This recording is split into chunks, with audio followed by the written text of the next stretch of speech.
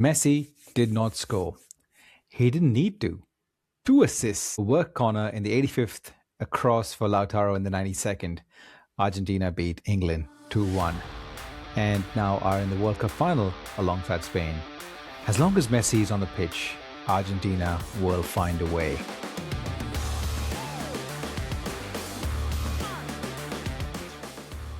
Ladies and gentlemen, welcome again to another episode of Foot and Review World Cup Daily. Episode 42 is here and I'm Shaq, joined by my good mate James. Hey James, how's it going?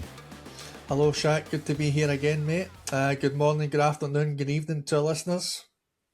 Especially for those listeners in England, commiserations for what's happened. I'm not entirely sure if we have many listeners in Argentina, but if we do have listeners worldwide. So if for some random reason we have a listener in Argentina, please do reach out. Congratulations. What a game of football we've just seen. So England scored first, as we all know, James, led for 30 minutes, had Argentina on the ropes, and then Tuchel sat deep. Fernandes found the net, and as soon as that happened, Messi found Lautaro in the 92nd minute and 2-1. Same scoreline as 2018. Same tournament stage for England. England are out. Argentina faced Spain in the final on Sunday, and Messi decided it without having to score a single goal. Let's get into it. So with this particular game, it was an interesting game because a lot of conjecture has been the fact about England could have dominated and won. I just wanted to get your take on it. Before the goal, I'm really curious to hear how you thought England were going before the goal happened. Any takes on that? Before the goal, Shaq, I thought they were okay. First half was a boxing match. The first half was the Conor McGregor match that we should have had. However, but it was just weird. As soon as they scored that goal, and I'm sure we'll go into it more, but they just went deep, didn't they? Exactly. 8 fouls and 0 shots till the first hydration break, and the football basically only arrived in the second half. And it's just it's one of those things where I think the first half being such, let's be honest, I think the first half was pretty boring from a footballing sense, but you could see that everyone was tentative and passive and just not wanting to make a single mistake, and the tempers were high. But as soon as England got the goal, it almost felt like they could see this through. And we'll get into it. The defensive changes that Tuchel made after that was mind-boggling, to be honest. The one question I would have for you, James, is imagine Southgate did that same exact thing and swapped across an attacker and brought on a defender after they scored. What would the outrage level be from England? The fans would go in the park and take his waistcoat off, Shaq. But joking aside, he would definitely get criticism. So I think Tuchel in the media and in the fans already, he's going to get killed, definitely. It was a very, very strange decision to go so defensive with so much in play, still to play. So it was very, very weird. And also the opposite happened in the other touchline, Scaloni. He was very, very good reactive, I would say, straight away. In hindsight, of course, even before the match, he got his tactics spot on. He went away from the diamond. They played with the wingers. Okay, it was a cagey first half, not even a shot on target from any team, by the way, in the first half.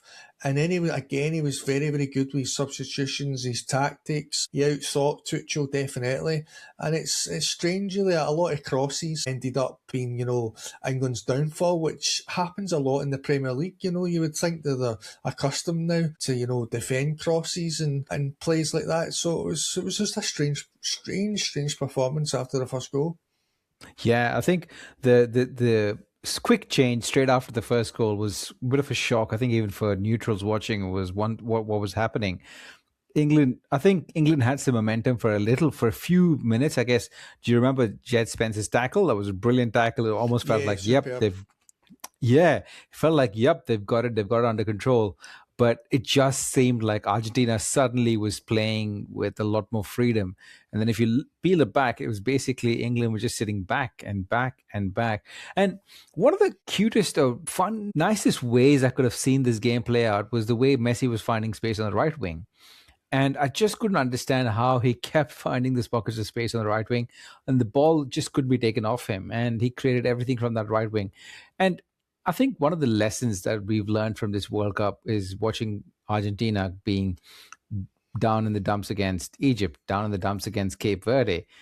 they just find a way back. They always find a way back. So I think being defensive against a team like this is probably just inviting a tiger into your house and expecting the tiger to sit down for a meal.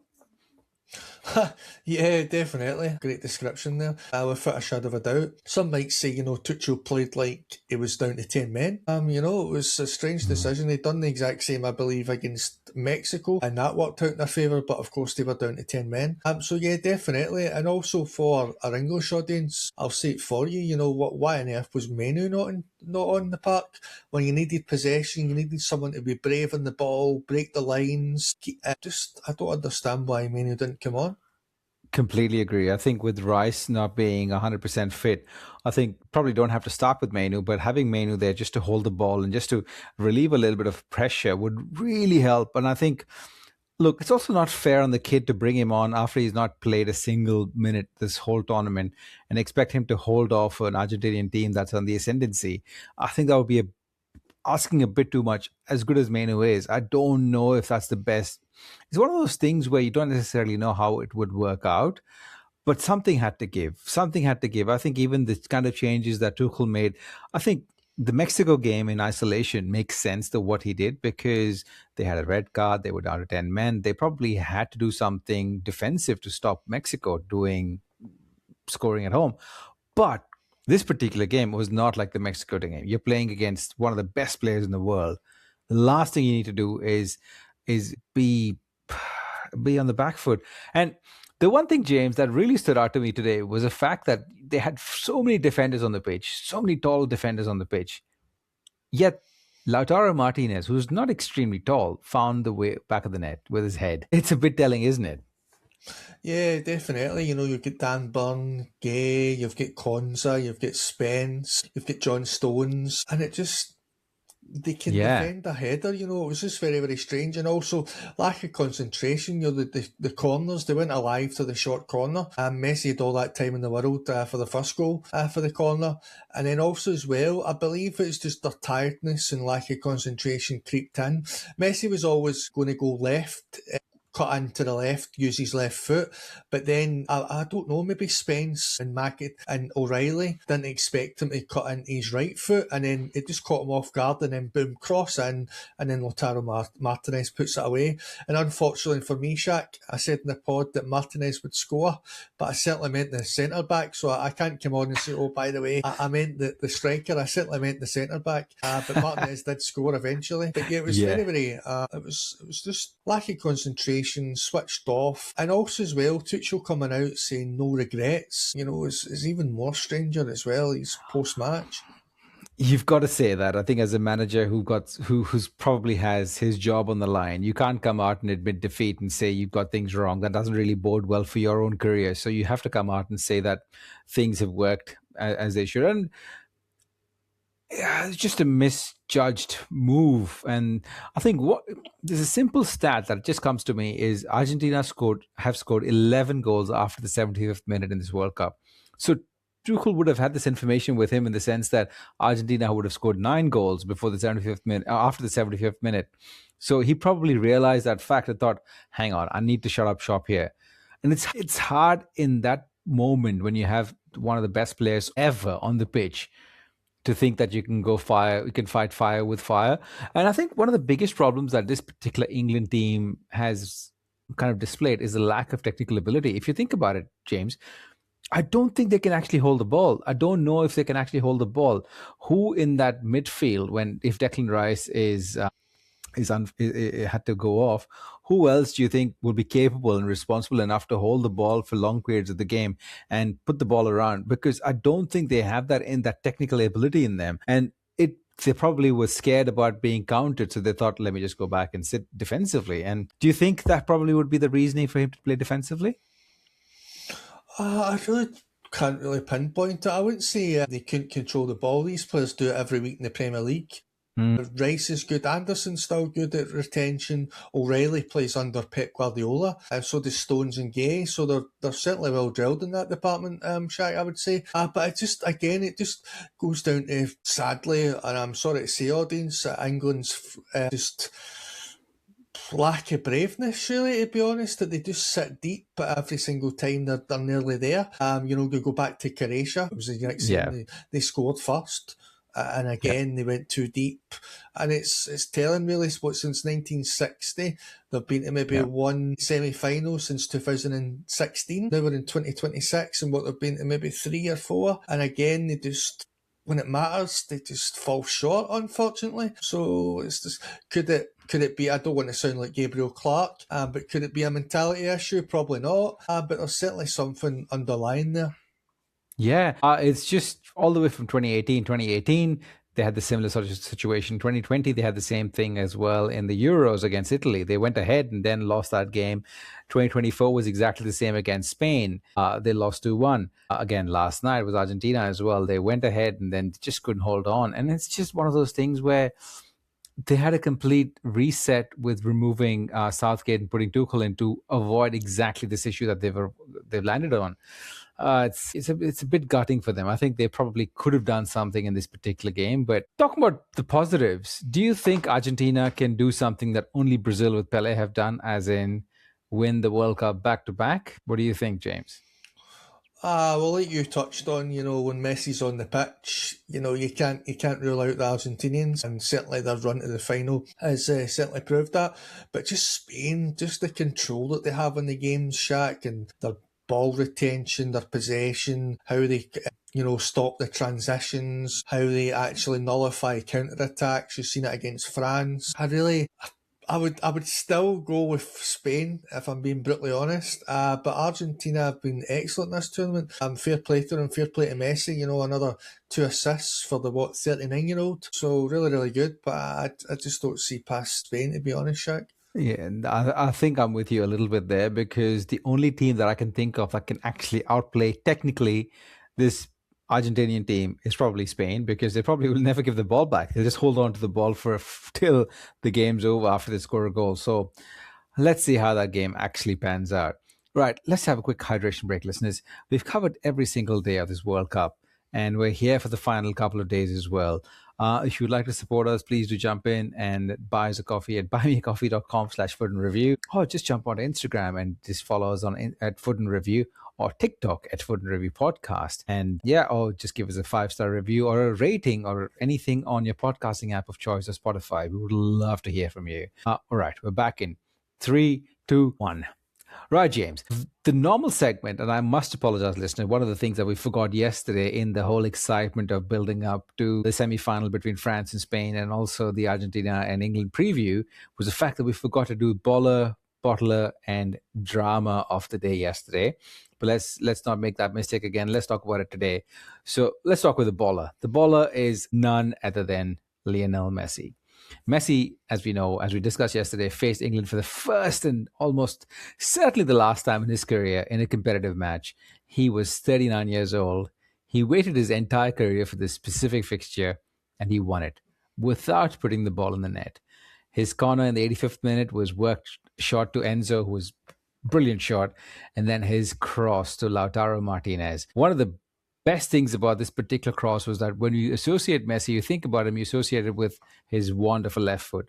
This cross was delivered pinpoint, inch perfect to Lautaro's head with Messi's right foot.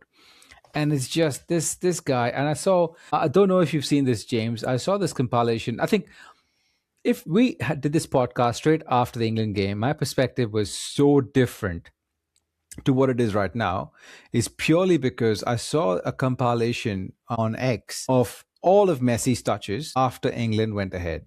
Every single touch of his. Someone really did well put it all together. Some of the things this man did to get the team back into the game was exceptional, absolutely exceptional. And mind you, at this point in time as well, we also had a miss from McAllister, who hit the bar. We had a header from McAllister that was saved. We had another shot that was saved. So they had numerous shots that were going through, and Messi kept pinging in ball after ball after ball. And this is certainly his last World Cup. Are we going to miss watching someone like this play at a World Cup again, James? Oh, well, definitely, without a shadow of a doubt. You know, me and you, our generation, you know, we had Messi, Ronaldo, all the greats. The only greats that you and I missed is probably Pelé, Maradona, George Best, Jimmy Oh, Johnston, I must admit. But, you know, so, yeah, we'll certainly miss it, without a shadow of a doubt. The man just oozes, you know, absolute class, really. He's fantastic. And as a football fan, you always want to watch these type of players, you know, definitely adds to the entertainment value. So yeah, fair play to Messi, you know, again, he done the job, you know, he brought his team back from the dead once again. So fair play. absolutely, absolutely. I think there is like literally whatever superlatives we use for him is still make it seem underwhelming to what he actually delivers on a day-to-day basis. And if he wins this World Cup, I think he deserves to. He deserves, yeah, all the applause he can get. Right. Let's move on to a little bit of doom and gloom. It's the bottler for today, which is Thomas Tuchel, and I think we've discussed this in great detail. But Thomas Tuchel chose sit deep. England stopped pressing. They stopped keeping the ball. And the momentum that Gordon's goal created was instantly wiped away as soon as they started sitting behind. And then it took a while, but finally, Argentina scored in the 85th minute. And even a 6'7" Dan Burn came through, and they played five defenders, and that just didn't stop Messi. A third centre back didn't stop Messi. I think whatever it was, one of the things that Tuchel's probably biggest regret, even though he doesn't admit it, is the fact that he just swapped the momentum across and gave the game away to Argentina. With the benefit of hindsight, James, do you think Tuchel's sitting back and thinking, genuinely, would he be thinking I screwed that one up, or do you think he actually thinks that he got it right? Well, he said it's easy to say the coach got it wrong after a defeat, but you know, hindsight, of course, like you say, is beautiful. But I think he did. I understand, you know, the four in the line, so he went five in the line to cover it. But I felt under the 4-2-3-1, England were quite comfortable with Argentina.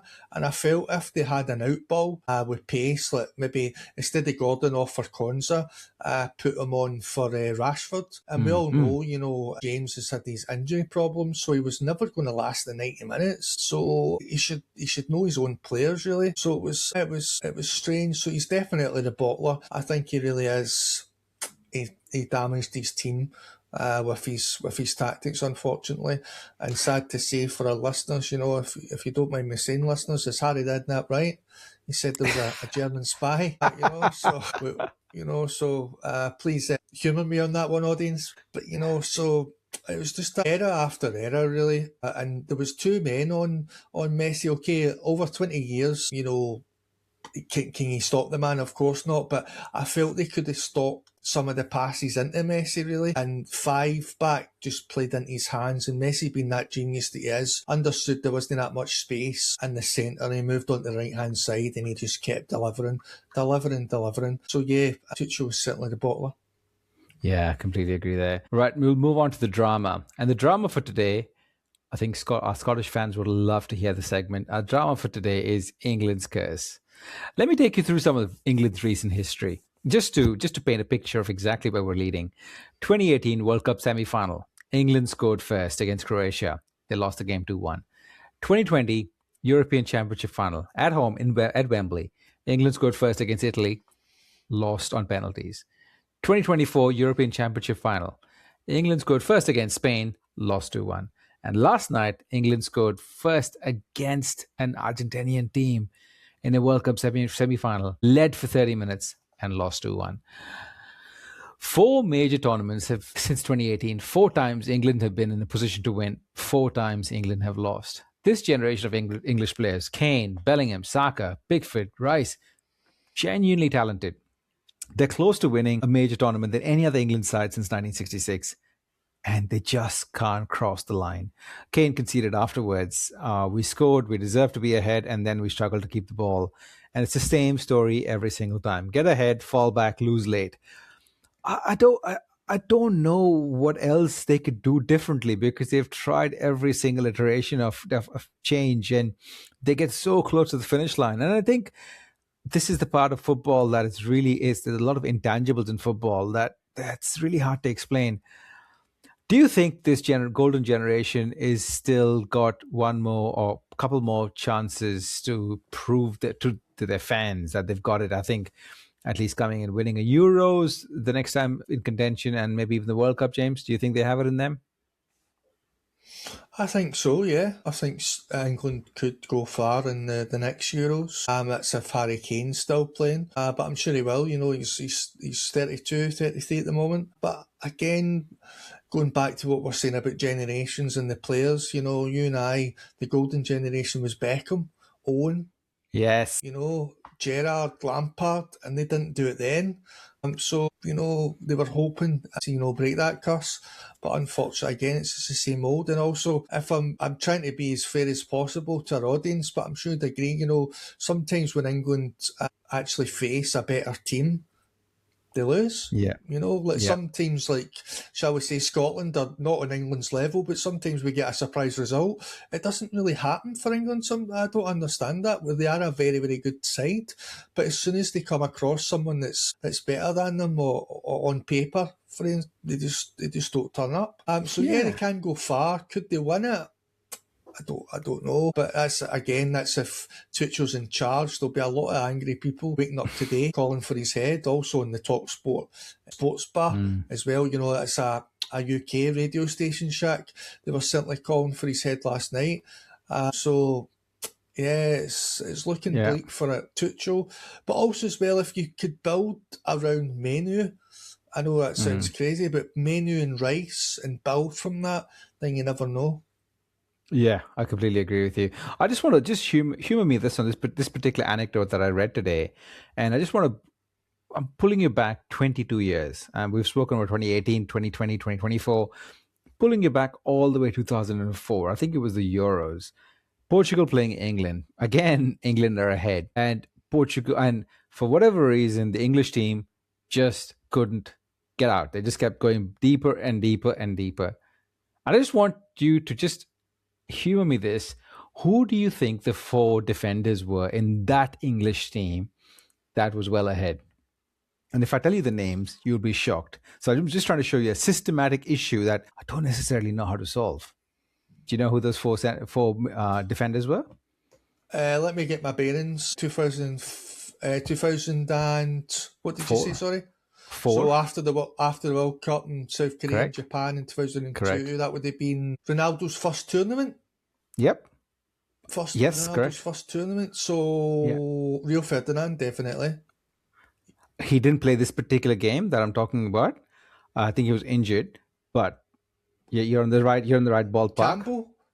Yes, Sol Campbell was one of the centre backs. Sol Campbell. Gary Neville wasn't right back, was he? He was right back. You're right there. Ashley Cole left back, or perfect, spot on there. Yeah. So I'm missing one centre back. Sol Campbell, John Terry.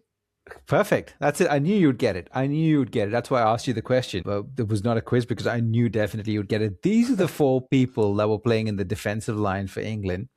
And these four people just couldn't get out of their own box, rather. They just were going deeper and deeper and deeper, even though the instructions were to go. I'm not saying Tuchel's instructions were any different, but what I'm trying to say is there's something in the psyche that the pressure that comes in, something tells them, go deep and let's just defend. It happens subconsciously.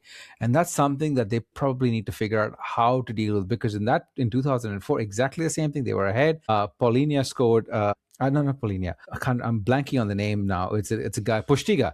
Elder Postiga. Postiga scored a goal, and England ended up losing on penalties in that particular game. So it's been happening for decades now, where they go ahead and they just lose momentum and they lose, and it is a bit frustrating. And I do commiserate with English fans today, and I'm sure people in Scotland must be extremely happy today. Hey, James. Possibly, yes, Shaq, without a shadow of a doubt, but I'm trying my absolute best to be transparent and fair to the audience, you know, without a shadow of a doubt. So I'm glad you brought that up, Shaq, not myself. But right. Of course, there'll be people in Scotland disappointed as well, so we can play devil's advocate there as well. Yeah, nice one. Well, listeners, day 32 is done. England is out. Argentina are through. On Saturday, France face England in the bronze medal match in Miami. We both disagree that this should even be a thing, but it is a thing, and look forward to summer football and look forward to seeing Kobbie Mainoo on the pitch.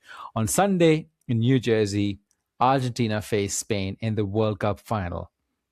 Messi versus Yamal, the greatest player in history, some may say, versus the best 19-year-old the sport has ever seen. We may have been here for every single day, but we will be there all the way through to the final. See you then.